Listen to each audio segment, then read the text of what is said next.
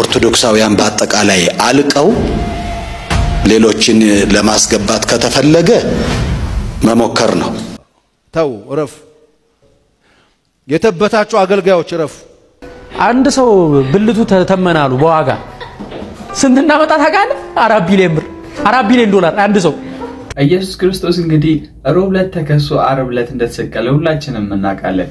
ተማሪዎቻችንም እንግዲህ ከትምህርት ሚኒስቴር አስደንጋጭ የሆነ ነገር በሮብ ዕለት ተልኮባቸዋል።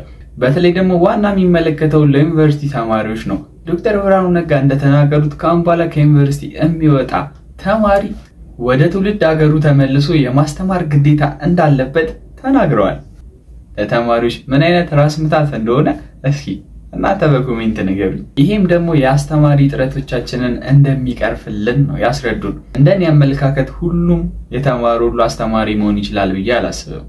በተለይ ይሄንን ሰውዬ ያየን ማለት ነው ምንም የትምህርት ማረጋገጫ የለውም ግን ድንቅ አስተማሪ ነው። አንድ ተማሪ እንግዲህ እንዲህ ብሎ ቪዲዮ ሰርቷል። እንመልከተው። ስሜቱን ተማሪ ያውቀዋል ይለናል። ተከጅቤ ከየት ነው? ከእስር ቤት ነው። አትየኝም እንዴ? መች ታስረ? ጠዋት 2 ተኩል የገባው አሁን ነው የሚልኩ በለው እና ውስጥ እንዴት ነው? ውስጡ በቃ 7 ትገረፋለህ በየ45 ደቂቃ ላይ። ረረረ እና ገራፊ ማን ነው በእናት? ማትሳለከ ኧረ ብዙ ናቸው በእናት ተቆጥሮ አልቁማ። አሁንም በየግባይን ይለቀቁኝ ነገ 2 ሰዓት ተኩል ተመለሰና ብሎኛል። በፈጣሪ በቃ ፈጣሪው ነሽ። ተማሪ እንግዲህ ተማሩ ትምህርትን እንዲያቆም አይደለም የኛ ፍላጎት። ያው እዚህ ጋር አንድ ጨዋታውን ብለን ነው ተማሪዎች ላይ የሚደረገው ጫና ትንሽ በዛ ለማለት ያክል ነው። በሌላ ዜናም እንግዲህ የሰውን አይምሮን የሰውን ልብን የሰውን ጆሮን ሲገዛ የነበረው የቀነኒ ጉዳይ አለ። እስኪ ከመሞቷ በፊት ከአባቷ ጋር የነበራትን ቆይታ እንመልከት። Because I wanna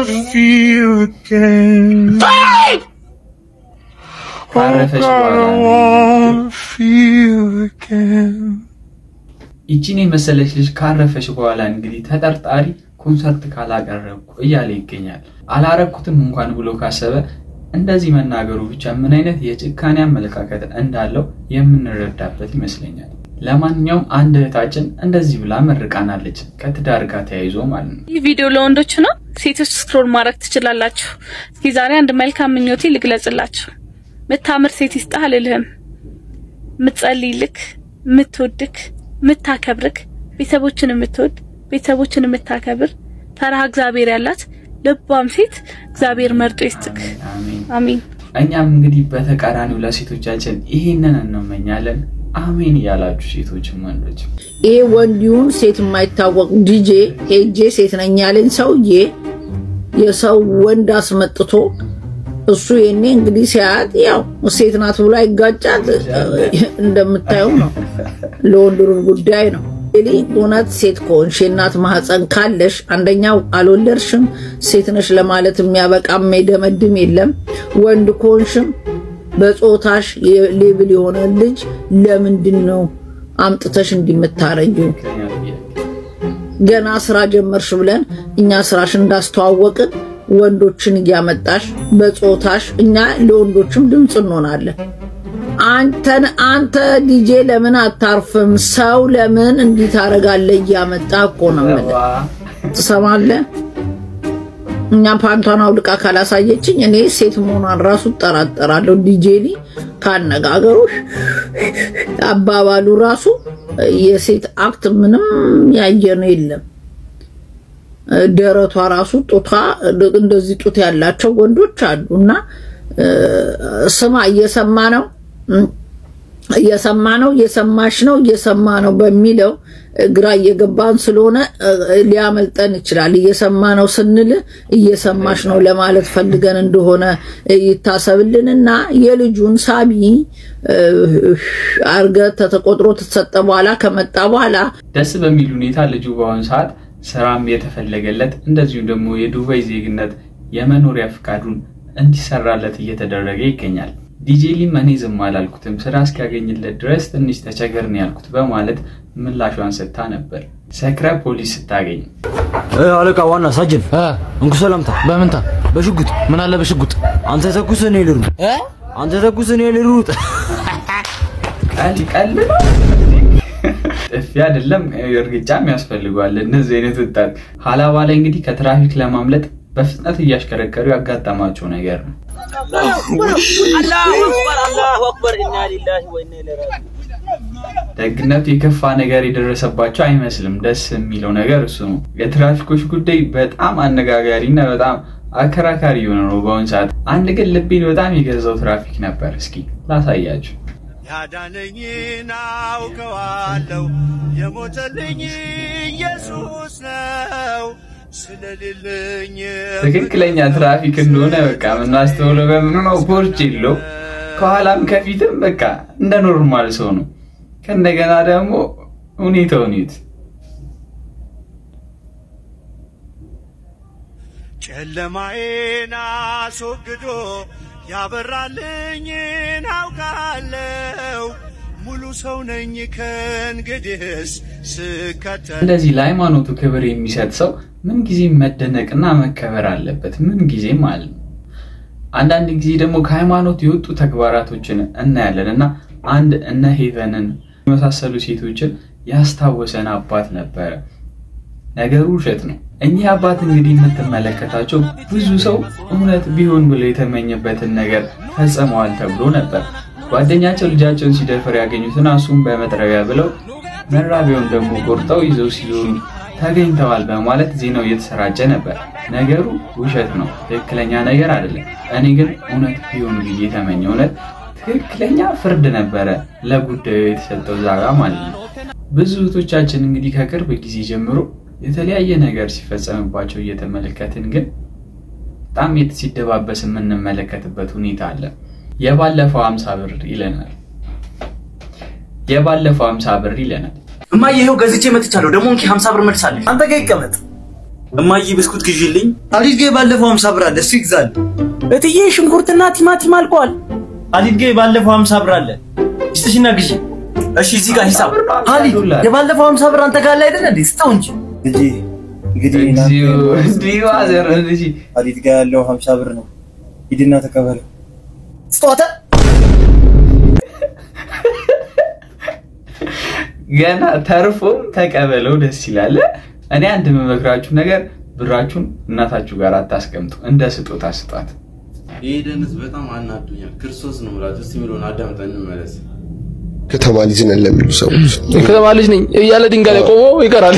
ይኸውላችሁ የተወለድክበት ሰፈር አዲስ አበባ ነው እንትን ሰፈር ልጅ ነኝ እያልክ ድንጋይ ላይ ቁጭ ብለህ በ30 ዓመት ያለብህን ሱስ ማሟላት የሚችል ገንዘብ ኪስ ውስጥ ሳይኖር ቀበሌ ተቀጥሮ ስለሚሰራ ወይም አንድ ስራ ላይ ተቀጥሮ ስለሚሰራ የክፍለ ሀገር ልጅ ስለወራ የተሻለ ሰው ያረገ የሚያናድደኝ ነው። እኔ ለምሳሌ ጫቱን እዚህ ጋር አረንጓዴ አድርጎ ሲጋራ እንደዚህ ከካሜራ እየወጣ እያጨሰ ባንቺ የአዲስ አበባ ልጅ ነኝ እኔ አዲስ አበባ ልጅ ማለት ስንት ችግር ችሎ እኔ አላቀም።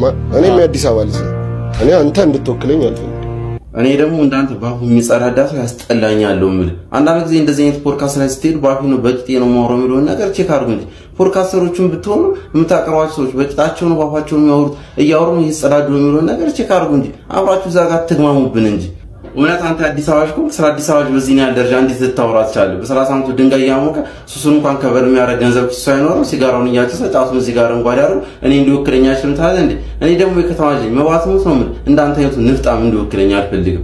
እኔ እንደዚህ ቪዲዮ ሰርች አላውቅም ነበር። ይሄን ምሳስ ደብረከኝ አንድ ነገር እንገር እኔ ለዘመናት ድንጋይ ሳሞቅ ነበር በቂጤ ግለት የተንሳ ድንጋይ እስኪሰነጠቅ ድረስ እኔ ግን ድንጋይ ሳሞቅ የነበረው ስራ ጠልቻ አይደል ፈጣሪ የራሴን ስራና የራሴን ነገር እስኪሰጠኝ ነበር። አሁን ሰጥቶኛል እግዚአብሔር ይመስገን።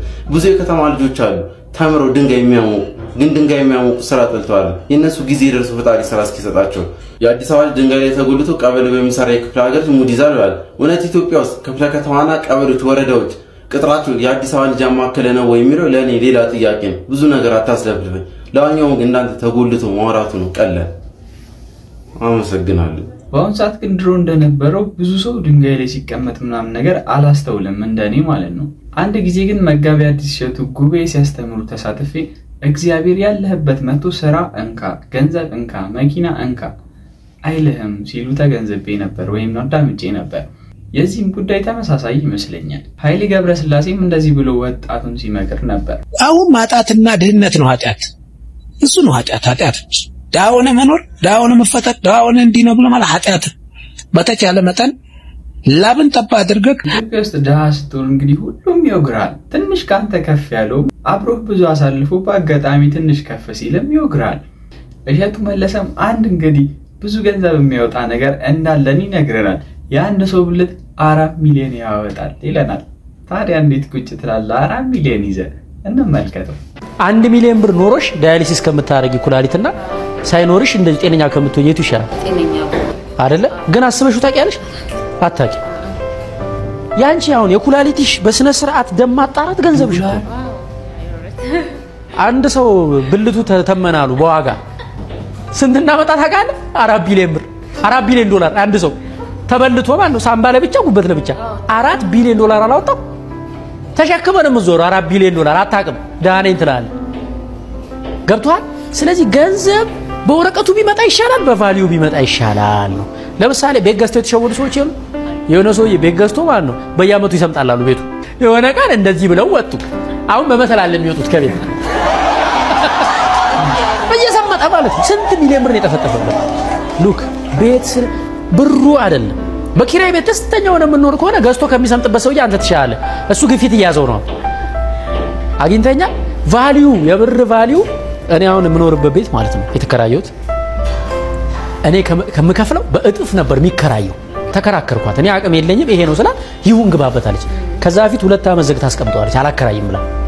ስለዚህ እኔ ያን ግማሹን የቀነሰችልኝን ዋጋ በየወሩ እየተሰጠኝ ነው ማለት ነው። ቫልዩ ነው ይሄ። ገንዘብ በብር አይደለም በዋጋ ነው። የገባን ገብቶናል። እንግዲህ ሐሳባችሁን የተረዳችሁ ስለማወቅ ያክል እንግዲህ ኮሜንት ሴክሽኑ ላይ ጫር አድርጉት። የጠገባችሁ የተበታችሁ እረፉ ይለናል ፓስተር ቸሪ። ተው እረፉ። የጠገባችሁ ጴንጤዎች እረፉ። ቡትቷችሁን ቀይሮላችሁ በቃ በጣም የተወጠራችሁ ቆዳችሁ የጠበባችሁ እረፉ። የተበታችሁ አገልጋዮች እረፉ። የፋነናችሁ ከሀገር ቤት የመጣችሁ ከየመንደር ጌታ ለቃቅሞ ሰው ያረጋችሁ ስሪፒስ ተለብሱ ውጥር ያላችሁ እረፉ። እዚህም እዛም ያላችሁ እረፉ። ትዋረዳላችሁ። እኔ እግዚአብሔር ሲያዋርድ አይቻለሁ። የከበሩ አገልጋዮች ሲዋረዱ አይቻለሁ። መዋረድ መሞት ብቻ እንዳይመስላችሁ። ባዶን ቀፎ ሆነ ትቀራለህ። ሞገስ አልባ ትሆናለህ። እረፍ። ጌታ ሲያከብር ተከበር። ከየት እንደተነሳህ ወቅ። ማንም አይደለህም አንተ። ለጌታ የተነጠፈው የኔ ነው እያልክ ያለህ እረፍ።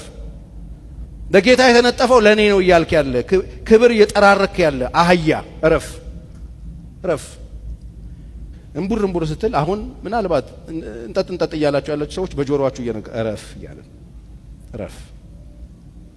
እህል በረንዳ እንዳልመልስ እረፍ። አብዶ በረንዳ እንዳልመልስ እረፍ። ያው ገራባ ታቅፈህ አንድ እግር ባዶ እግር አንድ እግር ካልሲ ያረገህ መንገድ ላይ እንዳንገናኝ እረፍ። ክብር የምትፈልግ ከሆነ ተከበር። እረፍ። ፊን የምትል ሰውዬ እረፍ። ትንሽ ሳንቲም ስታገኝ እግርህን እንደዚህ እንደ ድሮ እግርህን እያነሳ መራገጥ ያማራ ሰውዬ እረፍ። ትዋረዳለህ። እረፍ። የሰማይ ምክር ነው። እረፉ። የሰራዊት አምላክ እግዚአብሔር ነው የሚናገረው። እረፉ። እግዚአብሔር ሲያከብራችሁ ተከበሩ። ዝማሬው የጌታ ነው።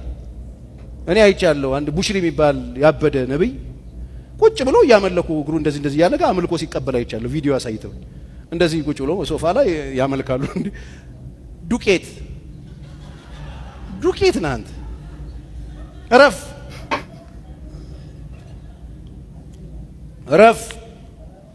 እኛም ሀገር አሉ የጀማመራቸው በሽታው። እረፉ። መሬት አይንካኝ የምትሉ የጉሊት ልጆች ከጉሊት ተነስታችሁ እግዚአብሔር ሰው ያረጋችሁ እረፉ። ከየት እንደተነሳችሁ እግዚአብሔር ያውቃል። እረፉ። እግዚአብሔር እየተናገረ ነው። እረፉ። ተመለሱ። አክብሩት ያከበራችሁ፣ ስሙት ያከበራችሁ፣ ታዘዙት ያከበራችሁ። ሰው ጤፉ አትሁኑ። እረፉ። ቆዳችሁ የጠበባችሁ ልትፈነዱ የደረሳችሁ ምን አርጉን ነው የምትሉት እንዴ? ምንድነው ነው የምትሉት እናንተ? እረፉ። እውነቴን ነው የምላችሁ። እረፉ። ችግር የለበትም ጌታ ያዋርዳል። እረፍ። ያ ንጉስ ታስታውሳላችሁ? ንግግር ሲያደርግ ምንድነው የሚለው? ንግግር ሲያደርግ ይሄስ የእግዚአብሔር ድምጽ ነው አሉ ሰዎች።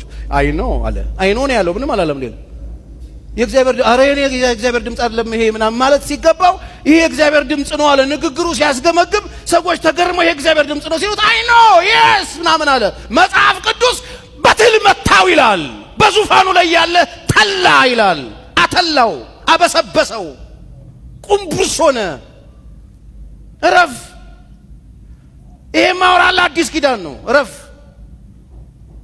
የሰራዊት ጌታ እግዚአብሔር ነው የሚናገር ረፍ ስፍራህን ወቅ የሞተው ኢየሱስ ነው ለሰዎች ልጆች መስዋዕት የሆነው ኢየሱስ ነው አንተ ምን ከፍለ ነው እንደዚህ የምትሆነው ምን አርገ ነው እንደዚህ የምትሆነው አህያ አይደለህ እንዴ ማንንም ሚጭነህ አልነበርክ እንዴ ከሜዳ ላይ አይደል ያነሳ ረፍ የወንድም ምክር ነው ረፍ እግዚአብሔር ሲያከብራችሁ በጣም እያፋነናችሁ ያላችሁ ሰዎች ረፉ ዝቅ በሉ ክብር ስጡት ክብር ለሚገባው ክብር ስጡ መፈራት ለሚገባው ፍሩ አክብሮት ለሚገባው ክብር ስጡ አክብሮት ስጡ የተገባችሁ ሰዎች እናንተ ፀሐይ የምታወጡ ፀሐይ የምታስገቡ ይመሰላችሁ እኛ ካልጸለይን ምን ጉዲ ይፈላል ይያላችሁ ሰው የምታስፈራሩ እኔ ካልተናገርኩብህ ጉዲ ይፈላል የምትሉ ማን አንተ ማን ንገረኝ ማን አንተ ሌባ ማን ረፉ ጆሮ ያለው ይስማ ረፍ የሰራዊት አምላክ እግዚአብሔር እየተናገረ ትመታለህ ችግር የለበትም ጌታ ታገሳል ያይሃል ይጠብቃል ይናገራል እንቢ ካልክ ይሰብራል ፓስተር ቸሪ እንግዲህ ቀደም ሲል ሐዋሳ ላይ በተፈጠረው ነገር ላይ እንደዚህ ብሎ ሐሳቡን ገልጿል የኛም ሃይማኖት አባቶች እንግዲህ እንደዚህ ብለው ለሚሰቃየው ህዝብ ለሚሰቃየው ኦርቶዶክስ ድምጻቸውን አሰምተዋል ኦርቶዶክሳውያን በአጠቃላይ አልቀው ሌሎችን ለማስገባት ከተፈለገ መሞከር ነው ይለቅ እንኳን ቢባል እማይልቀው እንደ ጉንዳን ብዙ የሆነው የኦርቶዶክስ ህዝብ እንግዲህ ከአባቶቹ ጎን ከአባቶቹ ድምጽ ጋር ይሆናል እንዴ አንተና አንዴ የምፈልገው የት ሄደ ነው ባክ ማሳጅ ቤት ነበርኩ ሰውነቴን በጣም ከብዶኝ ነበር አሁን እንዴት እንደቀለለኝ ልነግራችሁ አንተ ግን ማሳጅ ቤት መሄድ በጣም እያበዛ ነው በየቀኑ ነው እንዴ ሰውነትን የምትታሸው ያሻሉ እንዴ ያው እንደነገርኩ ዶክተር ህመሙ የጀመረኝ 4 ቀን ሆኖታል በጣም ሲያመኝ ጊዜ ነው አንተ ጋር የመጣሁት ኦኬ በጣም ጥሩ ስለዚህ ምርመራው መጀመር እንችላለን ማለት ነው እሺ ሁለቱንም ጡቶችሽን መንካት ይችላል እግሬን እኮ ነው ያመመኝ አንዱንም ይሄ ቪዲዮ ዶክተሮች ልትነቃነቁበት የሚገባ ነገር ነው ዝም ካላችሁ እውነት ነው ብለን ነው የምንቀበለው በዛሬ ይዤላችሁ የመጣቸው ቪዲዮዎች እነዚህ ነበሩ ሐሳብ አስተያየታችሁን ኮሜንት ሴክሽን ላይ የነገራችሁኝ እኔ በቀጣይ እስከማገኛችሁ ድረስ ቸር ቆዩልኝ